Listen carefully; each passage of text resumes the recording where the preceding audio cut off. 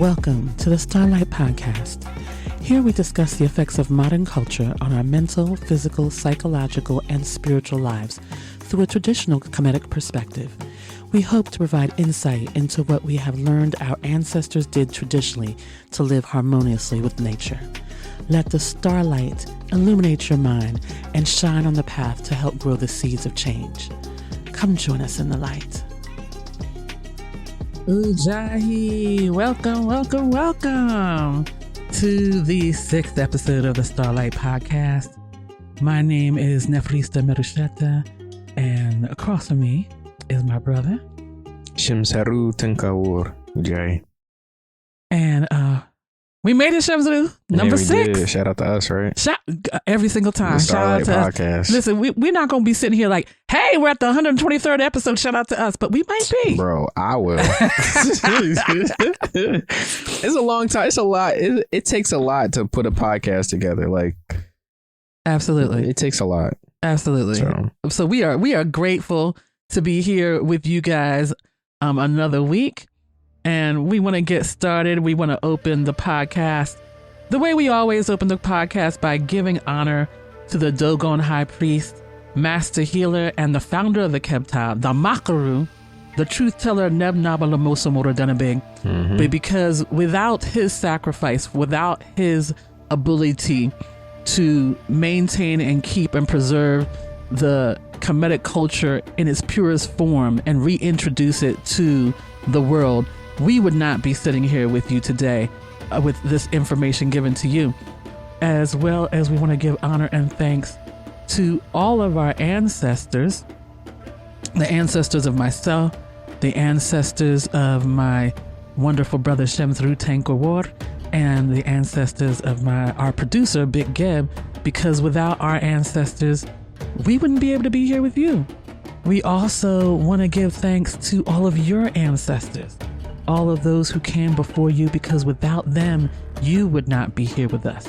We also want to give thanks and recognize and acknowledge the seen and unseen forces that are here with all of us.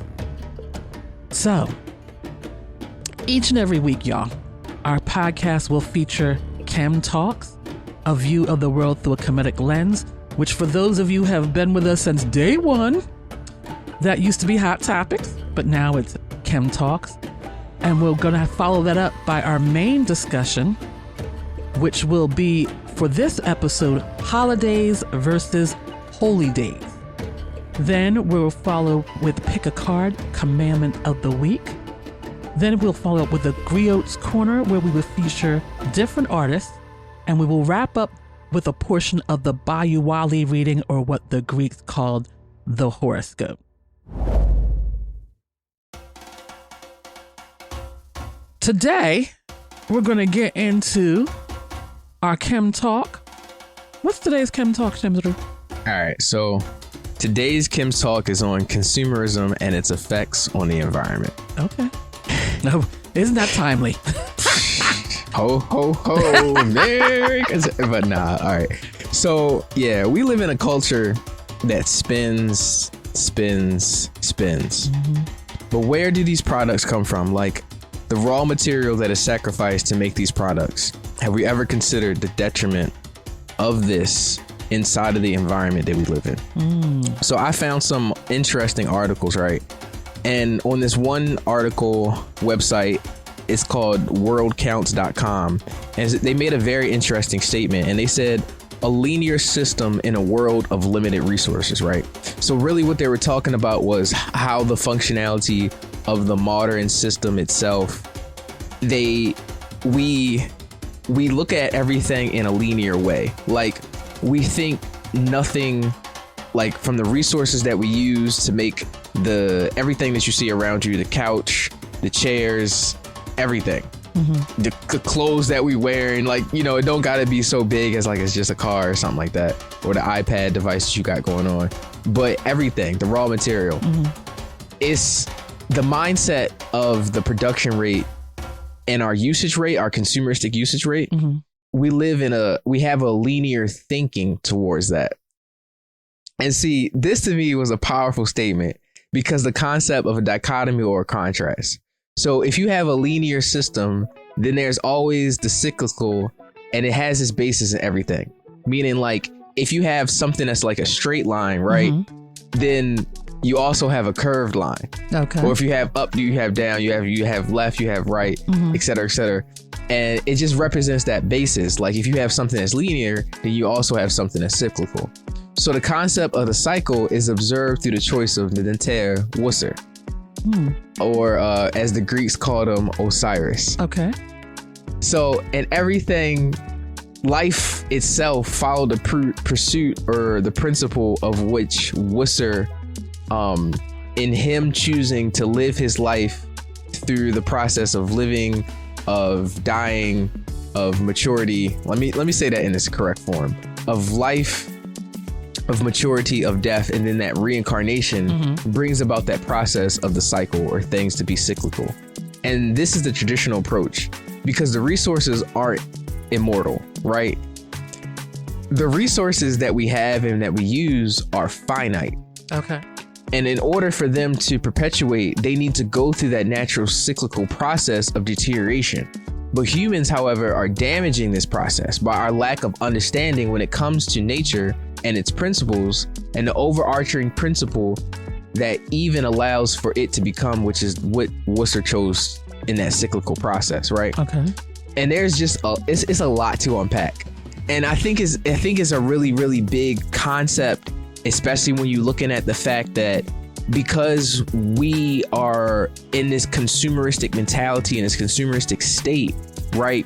The damage that it's doing in the raw material that it takes, but then also the greenhouse gases that it attributes to the overall concept of climate change. So consumerism isn't about buying or achieving or accruing the things that you need. Yeah. It's more about just buying for buying's sake. Yeah. And buying and then getting rid of things, which creates the cycle of, okay, now I've bought something, I don't want it no more, or it's not even of good quality, so it just gets thrown back into landfills and thrown away. Okay. Right. Because the amount of production that it takes to even, let's say, okay, a shirt that, people buy from H&M. Let's just throw out a random company. Okay. H&M, right? So what's the material that's used to create the shirt? And then the plant material, and then the feed the crops. It's just like a cycle or a process that we're not really allowing for nature to do its thing. But because we have such I need this, consistent. We don't even use the thing until it falls off. Like my cousin, shout out to him, cousin Hiram, right?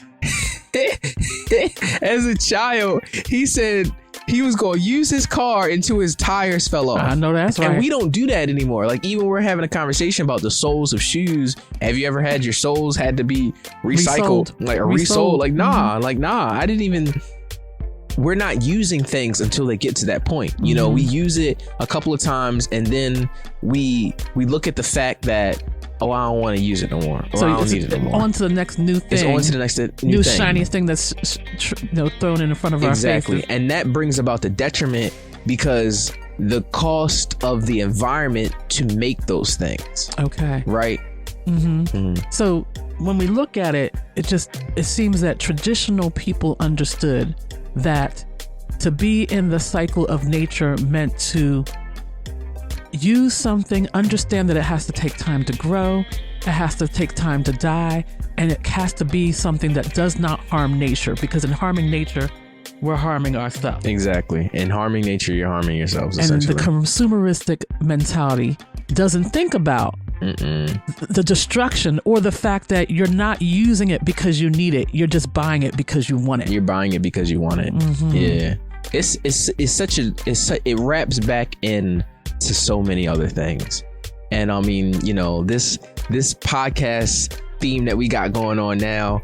Yeah. We're going to get into it more. Yeah, we're going to get back into it. Yeah, we're going to get back into it. I love it. Consumerism. Yeah, consumerism, right. Should we take in mind and be more conscious of why we're buying things, what we're buying, and how it affects we should the earth? We should. Yep, we definitely should. Because essentially, right, Nah, I don't think we get into that. But all right, I'm gonna say it because the Earth is a very intelligent entity, right? Yeah. But just like anything that has intelligence, it's not gonna let itself die. Right. So if the things that we're doing, even from a consumeristic way, because we're thinking, okay, this is a very, we think of it very much in, okay, it doesn't matter what we do. There's going to be more and more and more. So we just take and take and take, regardless of how it's destroying. We don't look at our own individual place or part in that destruction. We just like our pretty things. Mm-hmm. And what you're saying is at some point when the earth already knows it's going to do what it needs to do to keep things in balance. I know y'all hear us say that a lot, but we're in a day and age and we hear about it in the news so often about greenhouse gases. A lot of us are experiencing the strange transitions of weather where it was hot as the dickens straight up until December and all of a sudden cold. The hawk just flew in. For those of y'all in Chicago or older, y'all know what the hawk is, and that's a different level of cold, bro. In Chicago, sometimes it doesn't even have to rain, right? But the ground freezes. See, come on, man. so we don't consider our place, bro, and how the things that we do every day have a sequential effect. That all of it plays a part, and at some point, if we keep more or less pissing Mother Nature off, Mother Nature's going to do what needs to be done. Yep, exactly. So, thank you, Shamsru. Yeah, no problem. That's today's Chem Talk. And thank you all for listening. Today, we are speaking about holidays versus holy days. And what's the difference and what's the goal? Mm-hmm. So I want to begin this discussion with the etymology of the word holidays. And for those who are not familiar with the word etymology is the study of the origins of a word and the way in which their meanings have changed throughout history. So the reason why this is important is to really understand the root of things, or where we come from, to understand where we're at. If you don't know the root of things, then you can't understand how we've gotten to where we are now. So it helps us understand how we do things and how we've come to where we are in our lives and in our actions. So I'm going to read to you guys from the online etymology dictionary the meaning of holiday. So 1500s and earlier, it was holiday. And around 1200, it comes from the Old English word, which was halig-dag, which translates to holy day, a consecrated day, a religious anniversary, Sabbath. From halig, meaning holy, and dag, meaning day. And around 14th century, the meaning both meant a religious festival and a day of exemption from labor and recreation. But the pronunciation and sense diverged around the 16th century, and then it became, in the mid-15th century, an adjective as in happy holidays. And then we see the mid-19th century, happy holidays being used in British English with the reference to a summer vacation from school. And then in 1937, we saw it being used as a Christmas time greeting in American English in a Camel cigarette ad. So, we see the roots of the word holiday came from something sacred, but then there was twists and turns and shifts that in the end it became consumeristic in a way that was leading us away from the roots of the word. Mm-hmm. So it's interesting because, like, when you hear the word holiday, it took a while. It actually took me being in initiation to put those pieces together, Shamsru, that holiday was just people saying holy day over and over, and then the words becoming mushed. Mm-hmm. But when we look at it, when we even think about the holiday season here in America, in the West, It starts, we want to say at November, at Thanksgiving, but really it's October 31st with Halloween. Begins the holiday season. But is there anything sacred in that time when we look at Halloween, when we look at Thanksgiving? Although, and I know I'm going to ruffle some feathers, Christmas, and then we go into the new year, we see all of these holidays that occur, but what's holy in any of them? And all right, so I'm gonna just play devil's advocate real quick, right? Okay. It's not the thing that we all are doing that is the holy aspect. Okay. The holy aspect comes from the ritualistic just the concept of the ritual, right? So in all of those different days, what we have now is the figurehead, the face head. Okay. But even look at Halloween, right? We know that the Day of the Dead observed in Mexican traditions, La Saga de los Muertos, Viventes, the saga. Well, that means the saga of the living dead. But then even like the space that culture set apart in order to honor the dead. Now, in America, right, it has nothing to do with that. Right. But what America did was adopt the concept of the ritual and then put whatever they wanted to put as the face figurehead. So now we have kids that are dressing up inside of these masks and costumes, invoking different things, running around and asking for an offering. Now they're getting an offering. The candy is considered as the offering. But if you look at that exchange of energy, right, and the consistency of that exchange of energy, then you probably could ask yourself, well, where is that going to? What is really receiving the full effect of it, right? Okay, you might have to break that down a little bit, because I don't know if anybody has ever considered that what folks are doing on Halloween has its roots in an actual holy day that was at some point sacred, and now how it's packaged up in the West kind of dulls the mind and lulls you into a comfort so that you can, in essence, do a watered down version, but it still has the energy behind it. So break down. Can you break down a little bit? And we're not gonna get into all the holidays or the holidays that we now practice here in the West. But I think it's good for us to give some context to these that we're celebrating it, so we can know why we're celebrating. Yeah. So like, before going into the context, like I also wanted to bring in the etymology, which is the study of words, like Mahatini was saying, Neferista was saying. The word for ritual, right? It's interesting that most of our words are coming from Latin, right. And inside of this word ritual, it means that which pertains to rite. Or also the correct performance or custom or the proven way of doing something, right? So then you would ask yourself, well, what is the proven way of doing Halloween, or of doing or celebrating? Celebrating means just to engage into something, right? So now you're celebrating a proven way of something. It's kind of nefarious if you think about it, right? Because essentially you're doing something that has been proven to be of something else for something, right?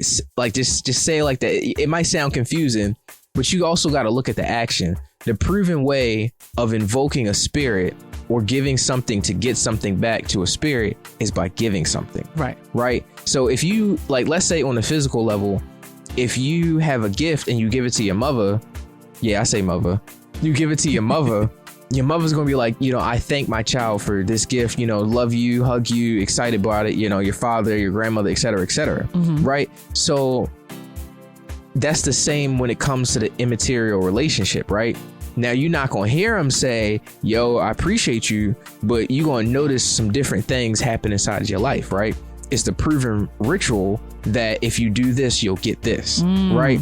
So now, if you look at the relationship between Halloween and the individual that's doing it, now we have all of these different things, like even the concept of the party. You got the music, you got the dance, you got the costumes, you got the libation, you got the offering, etc., etc. That's all ritualistic too, because now you have everything to appease the spirit, give the spirit attention, give the spirit that acclamation back. You know, when it comes to like tradition and like African spirituality, there's a lot of dance, there's costumes, there's food, there's rituals done. There's offerings, etc., etc. There's things done that's specific.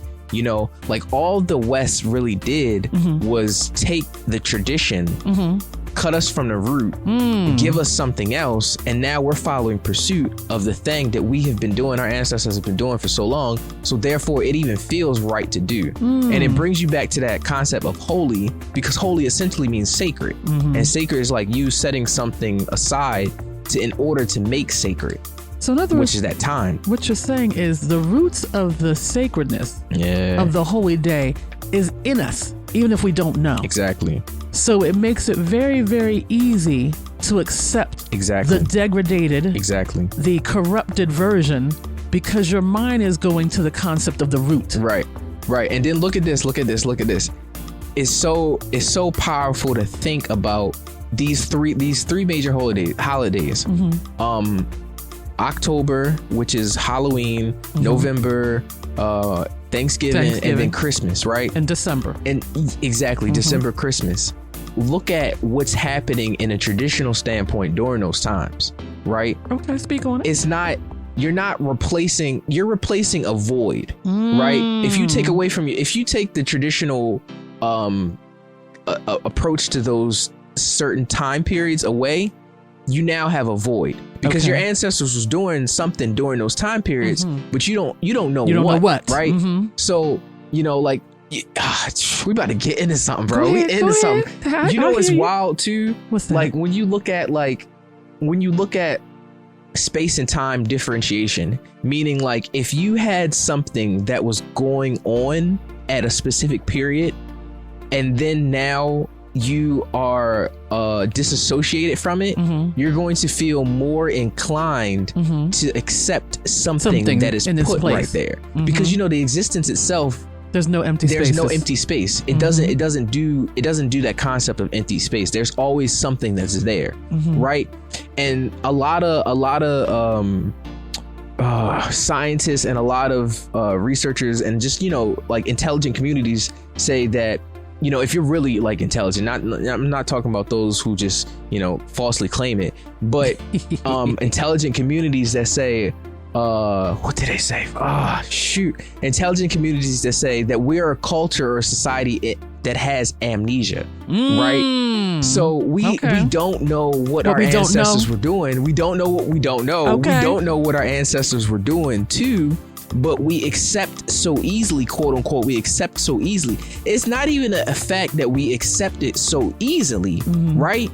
It's the fact that the human itself, I think even Master Naba said, the human mind doesn't invent. All of its glory and all of its beauty and everything that you can do is so grandiose that you can, the things that humans can do, but we're limited because the human mind can't invent. Right. So if now you have these contributions towards the composition of the human's makeup itself, knowing that the human mind can invent, we're in a society where we're the human being that has that state of amnesia. Your ancestors was doing something, and then even those founding fathers that made this American system the way it is, they knew what your ancestors was doing. They sure did. You didn't.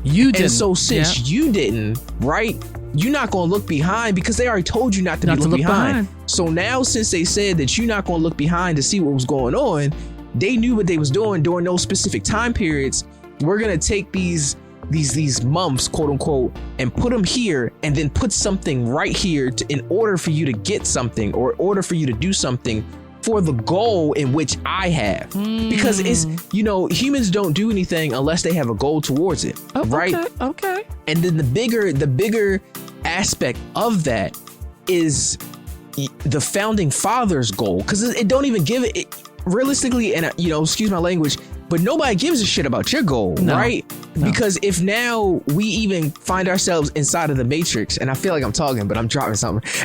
If we found ourselves inside of the matrix, right? Then who created the matrix? Right. Or who created the construct in which we now have ourselves and adopt ourselves towards? Right. Whose goal are we following? Whose goal are we Say that again. Come on, let me clap it. Whose goals are we following? Whose goals are we following, right?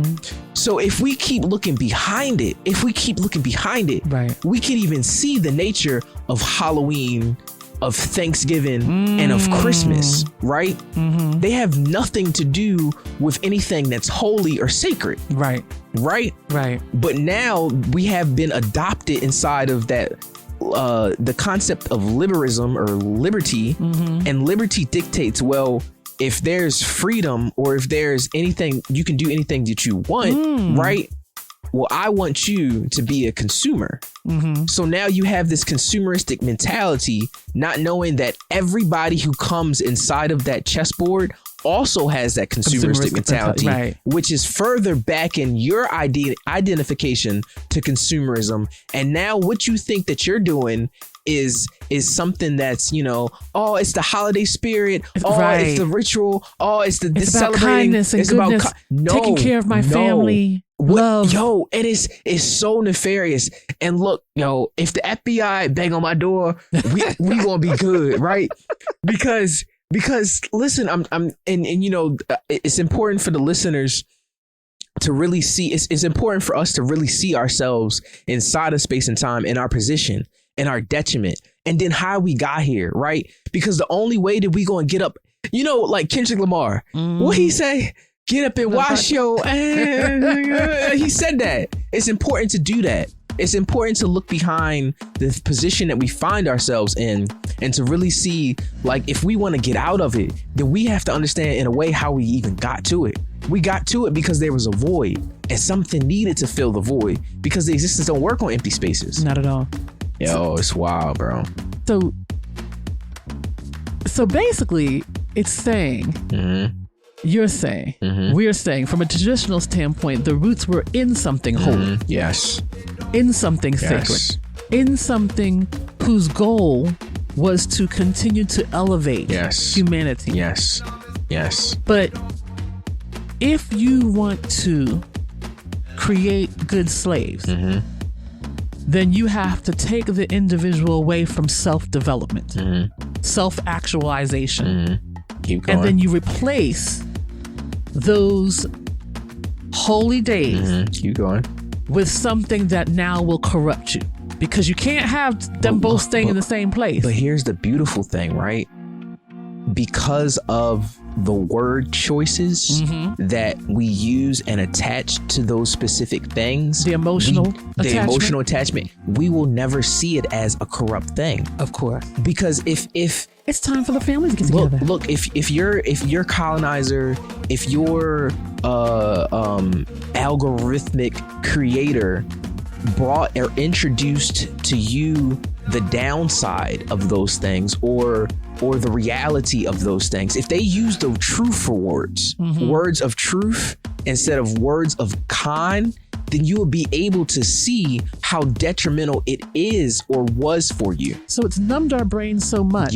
Have a merrily Christmas. What do they say? Merrily Christmas. They use rhyming words to coerce the brain. They say Thanksgiving. Happy holly jolly Christmas. Thanksgiving. Like it's giving thanks towards something. But who? Right? What they say on Halloween? What they say on trick or treat? Trick or treat. Right? You can get a trick or you can get a treat. Those conning words that we use to solidify the detriment of the brain. And we perpetuate it, right? We don't understand, like, it's the proven way. It's a ritual. Even saying those words are ritualistic. Yeah. Like, if you say those, those specific types of spells, you're putting something onto something else. Right. And you don't know what you're being taken away from. It's making me nervous. You don't know what you're being taken away from to be taken towards. Yeah. And it's... How, and speaking on those months that we see,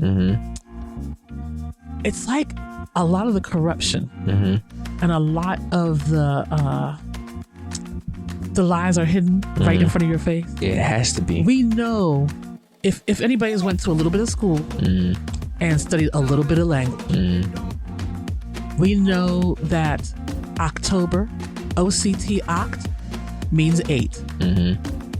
But why is October not the 8th month then? Yep. We know a little bit that November, Novem, means 9. Yep. Keep going. But November is not the 9th month. Keep telling us what's up. If we go to December, we know that DEC, means 10. But December is not the 10th month. Yep. And we see these truths right in our face. It's hidden in plain sight. That's what. But we don't question it. Oh, no one questions it. Yo, you making me sweat in here. We sweating in here. We don't don't question why is this way. Yep, keep going. We, like you said, we've been taught not to look behind it. We have holidays. No one's questioned how that word holidays got into because you action. You wouldn't. Why would you? Why would you? Why would you? Look, the people who are bringing it, right, as children. And yo, I'm about to ruffle some feathers. It is what it is, right? As children, we are taught to trust our parents. Yep. And they're taught to trust who? And they're taught to trust their parents. The cycle is so beautiful because even that concept of how to make a slave, once you build the system and you know that ritual is proven to work, you're not going to change it. You're not going to change it. Why would you change something that's not broken? Why would you change it? Why would you change something that's not broken? And that's the part that we forget here in the West. Yo. Because we are always saying, oh, we need to change things. The system is not broken. There's nothing wrong with the system. It's working as intended. Keep going, please. It's intended to corrupt. It's intended to destroy. It's intended to keep you blind. It's intended to keep the history from you. Yes, preach. It's intended to make sure that you don't question a holiday versus a holy day. November not being the 9th month. And what these holidays, what holy days they're replacing. Because look, why would you? Why would you? Why would you? So that even would beg to question what happened that made us, for some, because, you know, if we look into Hispanic culture, sometimes we can see how wrapped up in the Catholic or in Catholicism in a lot of Hispanic families is still ancestral reverence. Yo. That we can see that the roots are still there. That mums and pop-pops, grandparents, moms and dads are still practicing something, although they don't know why.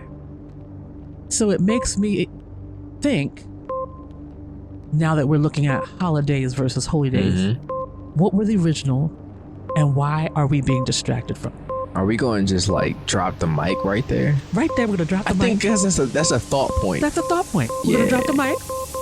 We're going to do a pause and continue on with our next segment. As you all know, our next segment digs into one of my favorite segments. I always like what Shamsadu decides to choose from this. It's the pick a card commandment of the week. Bro. So some of you may know of the 42 laws of Ma'at, and some of you are familiar with the 10 commandments. But all of these come from a much larger body of knowledge.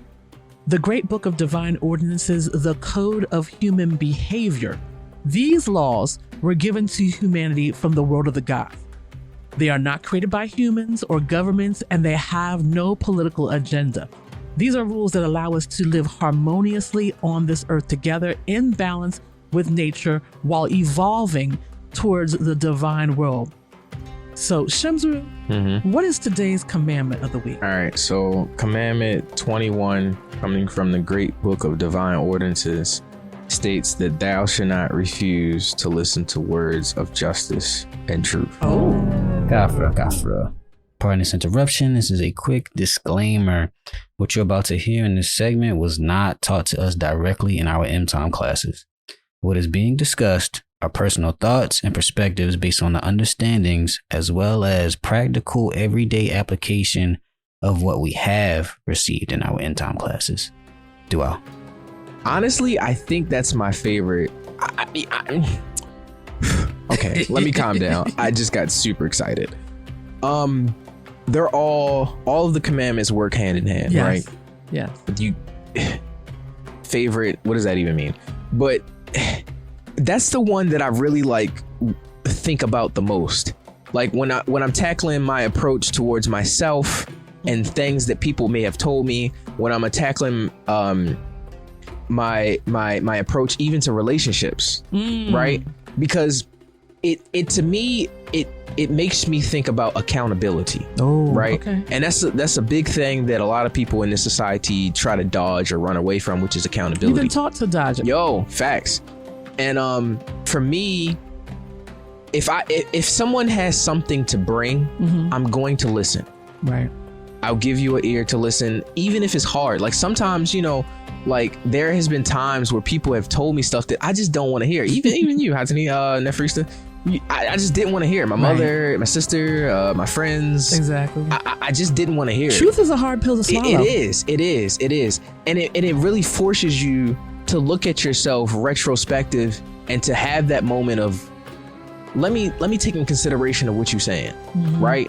And you take it in consideration up until the point where if whatever they're saying is just, blah, blah, blah, blah, blah, it is what it is, but you're not refusing to listen to something, right? And that's the biggest attribute of that commandment is you're not refusing to listen to something. Like this one person, I don't know if I should name drop her. Don't. I'm not going to name drop her, but she said, I stand firm by my principles when it comes to another person, but the moment that it comes to me, like when it's me doing something, then I'll be a little bit more lenient. What? Yo, she said that and it changed. But you know what? As horrible as that is, it's also truthful for what we all do. Because it's a person, excuse my language, it's showing my ass or showing my corruption, right? That's my corruption that I am tackling with all the time. For a person to be able to see my corruption and then tell me, it hurt when she said it, because I was just like, like you see me in that moment. You see the things that I'm battling with, you see the things that I'm struggling with. I'm trying to get better, but her saying that and me not refusing the speeches of her is helping me to grow as a person. So in other words, as they say in traditions, you have to be able to have someone to show you your ear. Yes. And the first time I heard that, I didn't understand, because it took a minute, like, show you your ear, what? But when you think about it, you can't look at your own ear. You just can't. Yeah, you can't.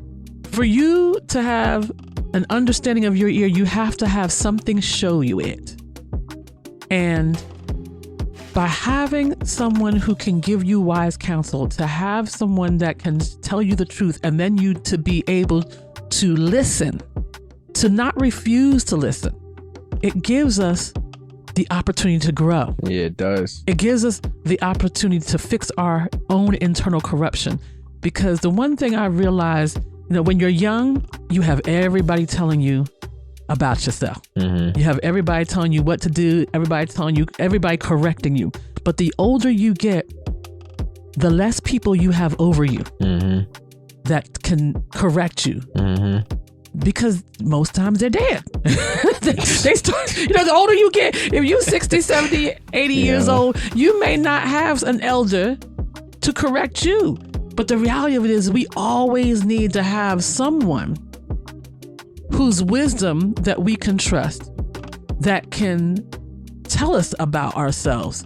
And then we have to be humble enough to not refuse to listen to them. Yep. To listen to the words of justice and truth, because it's how we then can become better human beings.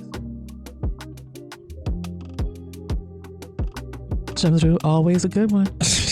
Always a good, something I'm going to reflect on. I think something during this holiday season, it's probably good for us all to reflect on. That was again commandment number 21.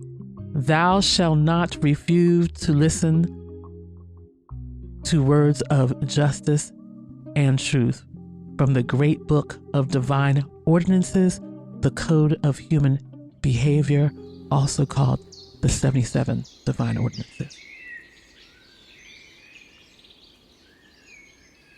Okay, so wrapping up the pick a card commandment of the day, we are now going to have a word from our sponsor.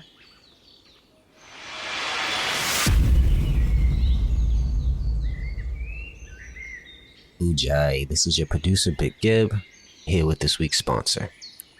This week's sponsor is the Kebtah Community Membership. By joining the Kebtah community, you have access to the following: a members-only e-portal where there is exclusive members-only content, a 10% discount on published products, you get to engage with members through forums and community-building discussion groups, and much, much more. Membership is $50 per year and open to anyone of the age of 18 years or older. Any applicant who is 17 years or younger will need a parental consent before becoming a member. If interested in becoming a member, email us at the Starlight Podcast at theearthcenter.org or check out our website www.kebtah, that's KEBTAAH, kebtah.org, and select membership from the menu. Thank you. Let's get back into today's episode. Dua.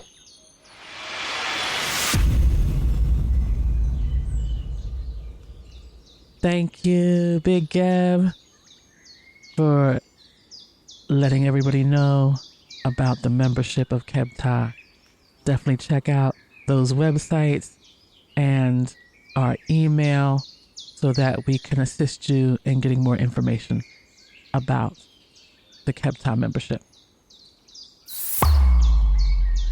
So now we're coming up on one of my favorite parts, one of my favorite segments. It is the Griot's Corner.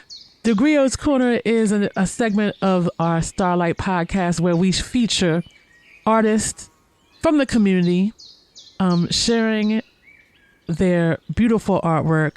We are going to love to hear from the community, but today, I was going to say tonight, y'all, like we at the club. Today, we are featuring my brother, my co-host, the amazing Shemsaru Tankawar, y'all.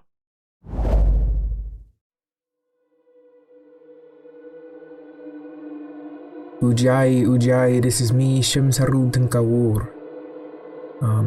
So the piece that you're about to hear is called Ghost in My Mirror. It's a few parts to this, and this is the beginning portion that you're about to hear. Now, I can't tell you necessarily the reason why I wrote the piece, or the mood that I was in when I wrote it, is really up for the listener's interpretation.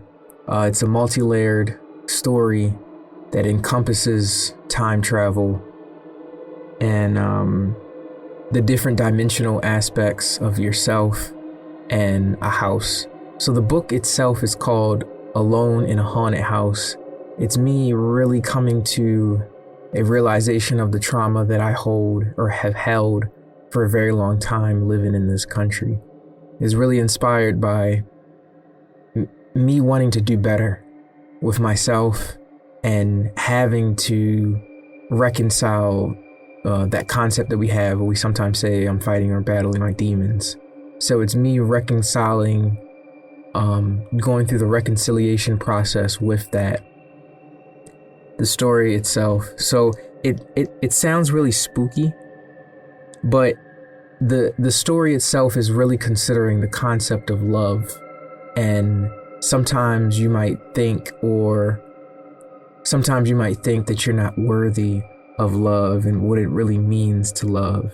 So it's me looking at the different scenarios or the dimensional aspects of that concept from the standpoint of being a boy born of the West but striving to walk in a traditional path. And there's a line in the story itself I really wanted to highlight. It says, "I remember understanding where love came from, a distant star seen frozen in the sky. It mingled and pretended to be permanent, yet its force was felt as profound premonitions of dominant descriptions to what something had the potential to be."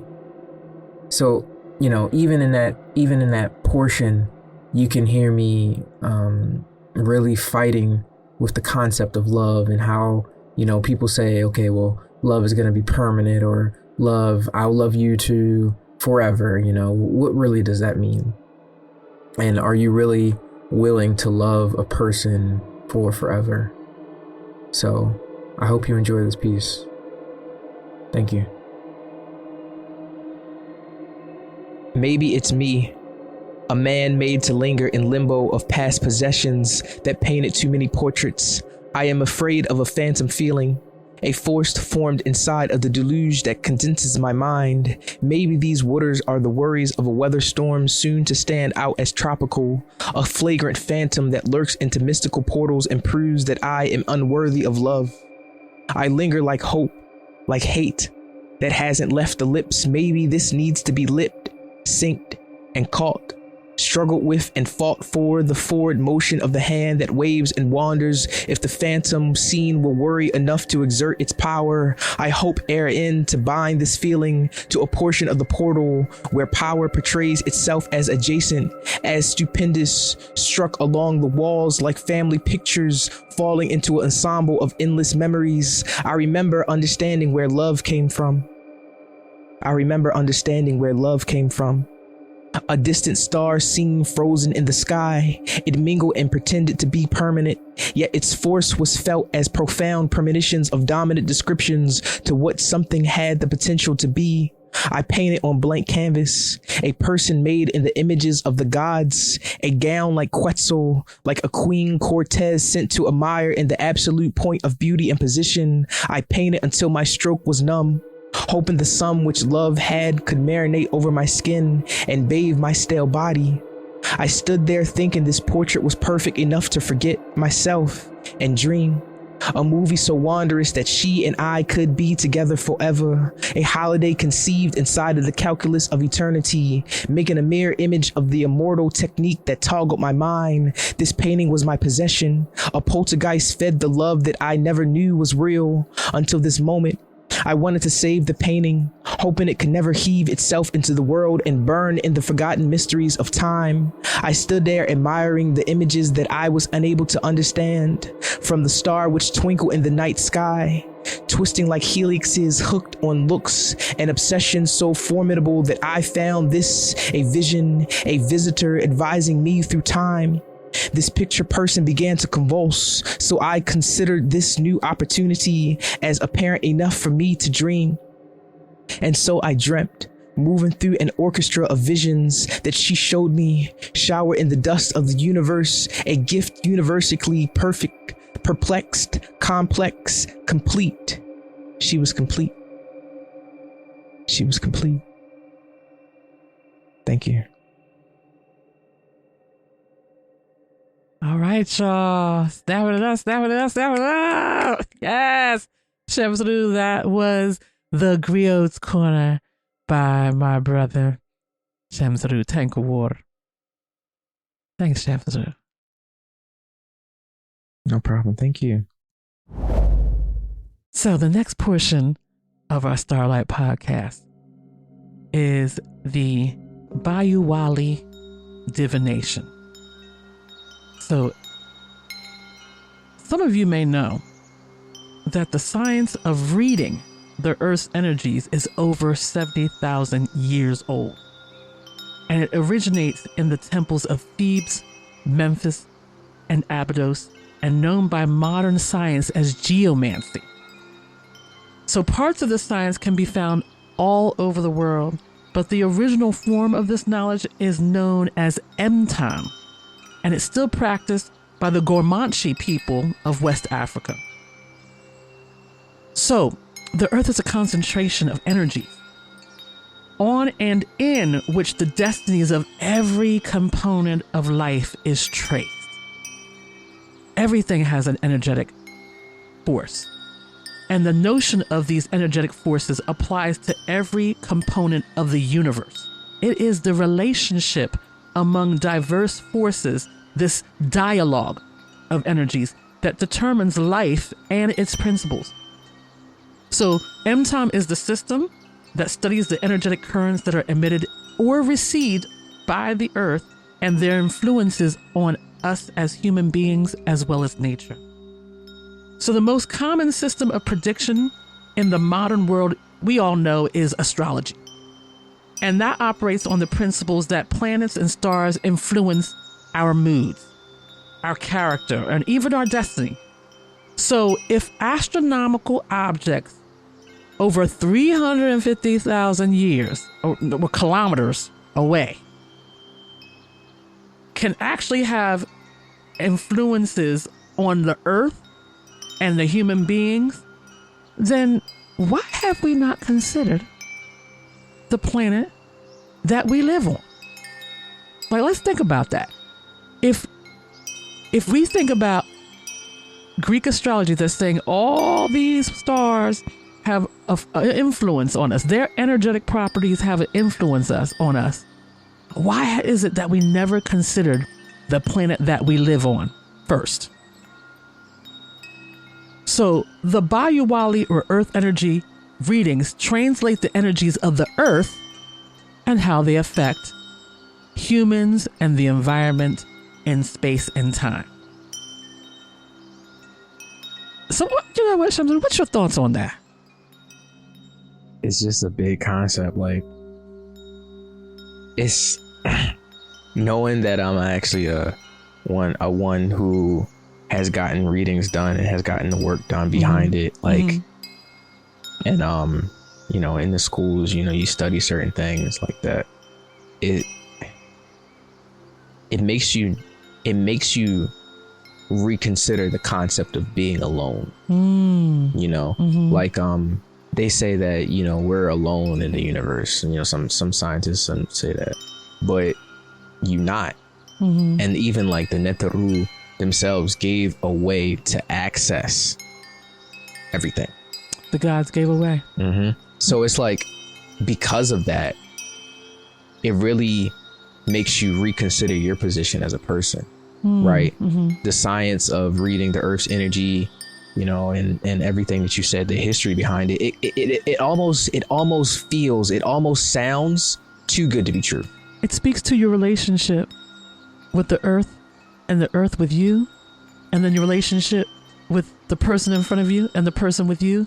It makes you think about how you affect everything around you and how everything affects you. Indeed. It's one of those things that it humbles you. Yeah. This year for me has been like kind of a rough year. You feel me? I think for a lot of people. It's been one of those challenging years that has been really showing me myself inside of society, myself inside of the universal flow and the cosmic dialogue and the terrestrial dialogue as well. And it made me, knowing this science to a degree that I am aware of it, at least, and have been taught a little bit of it, it makes me, now that we're talking about it, reconsider everything. Right?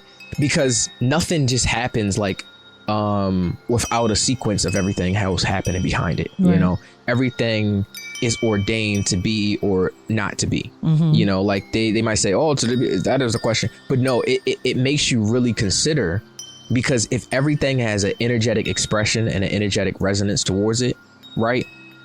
And a lot of conscious community, a lot of conscious people will say, well, everything's energy. Well, then we can go a step further and then say, well, if everything is energy, then how, as me being an energetic source, am I interacting with the energies that are around me, right? And to know that there's a science, right, that can tell you, that's not like, like, let's look at the horoscope and the concept of the horoscope and have like these guest signs and these degrees. Like, we're not saying that that's not valid, but even its validity comes from an older science that the coldest human culture was doing. Right. And if we say, okay, well, the parents were doing this, but then the children, and then those children, the grandchildren, the great grandchildren started doing this. Well, instead of let's keep perpetuating the science of the great grandchildren. You feel me? Let's look at what the parents was doing and then strive to do that. And then even go a step further, the grandparents. Yes. Then the great grandparents. What were they doing? What were they doing? And then you might even ask yourself after a while, like who gave this to them? Who gave it to them? Yes. Because we've gotten so far away from the root that now people just make up a reason. People make up whatever it is because they say there's no way. There's no way we can know. Yo, there's no bro. Or tell them that other thing. That tell them the other thing. You know what? I'm gonna tell you. You gonna learn when you die. Oh, that's it. That's it, and that's all. You can't learn it. There's no other way. History is not a mystery. It's like a tail on crocodile walking across the sand. Wherever it goes, it leaves a trail. Yeah. And so that's just going to segue us into, for those of you who want to learn more about your trail and what's going on with you in your life, if you were born during the time period of December 9th through January 7th, there is a calendar that all other calendars have came from. It's the only astronomically sound calendar. And some of you may know it as the Kemetic calendar. Some of you may know it as the sidereal calendar. But for those born according to the sidereal calendar, this is the month of Karika. And those born in this month, because each month in the sidereal calendar, because this is an astronomically sound calendar given to us by the gods, there is a God that resides over everything, but there's a God that resides over this month. And the month of Karika, those who are born in this month are born under the goddess or Netert Naita, or what some may know as Neith. So to give some information on Neith, Neith is seen as the divine mother of gods. She is a warrior goddess. She was worshipped by the Greeks as Athena and by the Romans as Minerva. The protection and wisdom she gives to gods and humans makes her popular. She guards the mummified internal organs of the dead with Aishat, Nephthest, and Serket. Neith is seen as a goddess of strong sexual qualities and is sometimes called the mistress of the primordial waters. Her personality is found in people born under this sign. So there's more to, life than what we've been told. There's more to understanding how we fit in space and time than what we've been told. And to get a more in-depth information on those born under the goddess Neith, or to check out your own Biowali reading, go to www.therisingfirefly.org and click horoscope to learn more. Sometimes we were at the last 10 minutes. Yeah, we are. It's amazing how quick it goes by. It is. Yeah, it but is. To give, I don't know if we want to get all the way into it, but with the holy days versus the holidays, because some may not know that for Kemetic people and a lot of people during this time of year, they begin to fast. They are putting candles in the window. Shamsuri, would you like to give our listeners a little bit of what we're doing right now? Yeah. And why?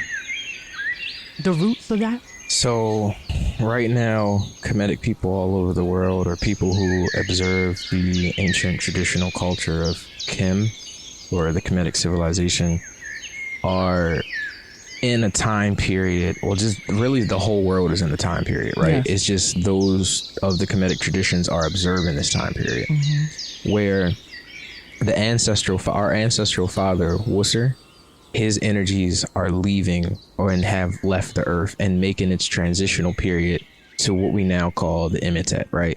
So the Imhotep was actually the world that Wusser created to protect his descendants from his brother. It's the only place where evil itself cannot penetrate. So in this observational time, there's two fasts. There's the 10-day fast that is like the general fast, and then there's the elder fast. So in the elder's fast is a 49-day fast, from the day on the Gregorian calendar, November 26th, in the sidereal calendar, the 18th of the month Atiri, up until what we would consider to be January. Yep, January 7th, I believe, is when it ends. Yeah. And so in that time period, it's January 14th. Oh, okay. Oh, but it is the 7th of Tepia. So there we go. I understand what's in there. So, and the reason why we fast, we have this concept in the traditions called designated spaces, right? And inside of the concept of designated spaces, everything has its placement. There's nothing really out of order.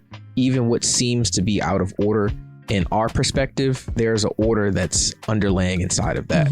So in this time period, to give honor and give our energies towards the transitional aspect of our ancestral father, when the sun is in the sky, we do a dry fast. And a lot of people say, dry fast. But in the dry fast, it's not just us abstaining from food and water. Right. It's us abstaining from sex, from cursing, from malice thoughts. We have to really allow ourselves to find that purity that is achieved without the ablution, right? Ablution means spiritual purification. So you have that concept where you can do the ablution and spiritual purification. But now, like, inside of the adjustment of the energies that our ancestor father Wusser took with him in going to create that space, we are now acknowledging that transitional aspect and putting our energies towards that in order to become renewed, or in order to become inside of the next period when Tepia comes around. So this is where we are. So this is coinciding or kicking off or beginning with the death of Wusser, the observance of Wusser's death, and his journey to the Imhotep, or the world of the dead, where he created a place where it protects those that come that evil can't get to. Yeah. And if we look at the holidays that occur during this period of time, you don't see anything connected back to a goal of raising one's quality, of aligning with something purer than you. So then you have to ask, what is the goal of these holidays? And if we're honest with ourselves, it leads back to our chem talk, because the only thing that I can see the goal of these holidays being is consumerism. Greed, money, what's the word that they Gluttony. Gluttony. Thank you. There you go. Yeah. I can't say what I was thinking, but yeah, gluttony. We don't see these periods of time being a time that people become better people. In fact, I think almost every year we hear someone say, Christmas is supposed to be the time that folks are, kind to each other. This is supposed to be a time that we are good to each other, but it seems like Christmas brings the worst out of people. No one's ever questioned why. And it's so big because is really what Christmas falls on. You know, the energetic seasonal transitions of everything around you also affects you. Like if you see the nature recedes, everything green, even the animals go into hibernation, etc., etc., well, then you would have to say, well, then how is this affecting the human? So you're saying we see that during the time period that Whistler's energy moves away from the earth, that then also we see in nature a time where things are dying. Cold comes. Life seemingly for a period of time takes a halt. But we don't consider how all those changes in nature are also affecting us. Yep. And we're not doing anything to protect ourselves from the unseen parts. And here's where they get you, right? And the holidays, holy days is such a big thing because what also Kemetic people or traditional people do during this time is light a candle. They light a candle and they stick it in front of their housing, or if you're in an apartment, in your window. So growing up, I used to always see during this period of time in Jewish homes and even in Christian, I mean, just people would, and I'm even thinking people who wouldn't know, they put a candle in the window. Okay. Because the void exists. Something had to fill the void. Christmas, you know, that observation of Christmas and the ritual behind it came to fill the void. And then the adaptation of the lights, the holiday cheer, the lights outside and inside. And then look at this, Krampus. You know about Krampus, right? I know a bit. Santa Claus and Krampus, those two brothers. Right? Yes. And then who do we put our acknowledgement towards? Well, Santa Claus, what he's bringing gifts, he's bearing gifts, all of these things, and then we're leaving an offering, right? Yes. And the offering of the cookies and the milk, the food and the liquid, right? You know, that's all tradition. That's all traditional. It sure is. But it has to. A lot of people don't know about Krampus because a lot of people only know about Saint Nick, right? But it's the two brother dichotomy. It's Worcester, it's Seth. Yes. It's everything already there, presented to us, packaged in a different way. We're lighting the candle as Kemetic people and putting outside during the nightly hours because of the entities, you know, we don't want to get too much into that. Giving us protection. It's giving us protection from all of those things that then come out during the nighttime, right? But here's the kicker, right? If you don't have access to a candle, and you live in a house, or you might live in an area where you can't, and you know, you even put the candle in the window, but even if you can't, let's just say you can't, the fact that you turn the porch light on can also play in reference to that. And how many of us do that? But look, let's take it a step further, right? If you now have your Christmas lights on, decorating your house in lights outside, it illuminates the darkness. Yes, it does. And because it illuminates the darkness, it then, if you don't have the candle or if you don't have the porch light, it takes that representation. Right. So then essentially you're telling the entities and, you know, energies that you are acknowledging your ancestral father and the transitional energies of that period. But the mind doesn't know. The mind goes to Saint Nick and Christmas because not knowing that it's sitting on top of a traditional thing. I know that's right. It's super nefarious, bro. If you really, I'm trying to tell you, if you really start to think about it, and you know what? For me, someone a long time ago when I was in college said, and I was a young girl, just beginning my journey of discovery, of trying to question things and look. I remember they said to me, everything that you know in this Western world, you have to question. You have to look behind it. You have to start digging, because what you think you know, you don't really know. It's scary. And that freestyle. If we wasn't doing this Starlight podcast, and I didn't have the real ability to cook, we cooking right now. We cooking right. We stirring up some stew, and you giving you some knowledge. We're giving you all something that really just taking consideration. Look at all of the holidays on the Gregorian calendar. Look at all of them, and then get yourself a copy of the Kemetic Sidereal calendar. Yeah. Get yourself a copy of that, and then really to sit down and think about your position in space and time. Because look, if you don't know, that's fine. That's fine, you know, and I'm sorry to get so hysterical, but that's fine if you don't know. The people who created this, They know. knew. And then look, let's go to another. It's not a conspiracy, right? Not at all. Because they'll tell you straight up what they did in Washington, D.C.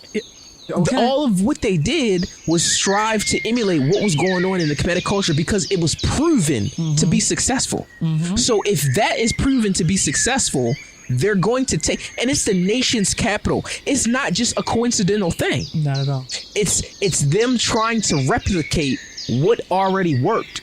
What already worked. They're trying. They're Because you don't reinvent the wheel. It's no point. It's no point of reinventing the wheel. But if you want to be the one who invented the wheel, you're gonna have to lie. Exactly. And then if you if you set up a foundation that's intelligent enough for the person inside of it to not look behind it, right? Now we're inside of this disposition. We have things that have been done since time immemorial. You know, like my friend always says, what you doing, you have been doing, right? And I'm gonna just bring that in because she says that, and I be like looking at her like, yeah. But bro, exactly. And what we are doing right now, our ancestors were doing it. But doing it better. Doing it in a different way. The thing about an hourglass, right? And, you know, I'm gonna just drop this on this note. ahead. The thing about an hourglass is how the above is, the below is. They put it in plain sight. In plain sight. They have to. Because if they don't, you might start questioning. And if you start questioning, you might find the answers. Why?